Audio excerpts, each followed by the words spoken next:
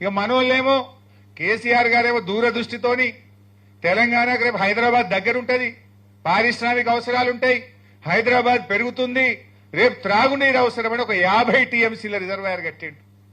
నిజానికి నేను ఆ జిల్లా మంత్రిని, నేను 1-2 సార్లు మాట్లాడినా, సార్ ల్యాండ్ ఎక్విజిషన్ బాగా ఇబ్బంది అవుతుంది, రైతులతో ప్రెజర్ వస్తుందంటే వారు ఒక మాట అన్నారు, హరీష్ కొద్దిమంది కుటుంబాలు నష్టపోతాయేమో, ఇప్పుడు కొద్దిగా కష్టమైతుందేమో, కానీ రేపటి లక్షల వేల కుటుంబాలు బతుకుతాయి, రేపటి తెలంగాణకు ఇది జీవధార అవుతుంది, మల్ల గట్టలేము, కష్టమైనా సరే రేపు మనం రాజకీయాలు శాశ్వతం కాదు, ప్రజలు శాశ్వతం, నీళ్లు శాశ్వతం, ఇది హైదరాబాద్ దగ్గరగా ఉంది, 50 టీఎంసీల రిజర్వాయర్ కట్టాలని చెప్పి పట్టుబట్టి ఆయన గారు ఆ రిజర్వాయర్ ని కట్టించారు. ఇలా అదే వరమైంది కదా. ఇవాళ రేవంత్ రెడ్డి ఇంతకన్నా ఎగురుతుండు, ఏమెగురుతుండు?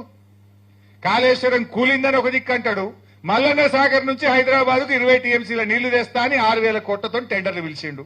మరి కాళేశ్వరమే కూల్తే నువ్వు మల్లన్న సాగర్కి వెళ్ళి 20 టీఎంసీల నీళ్లు ఈ హైదరాబాద్ కు మంచి నీళ్లు మూసి శుద్ధి చేయడానికి ఎక్కడి నుంచి తెస్తావో సమాధానం చెప్పాలి మిస్టర్ రేవంత్ రెడ్డి.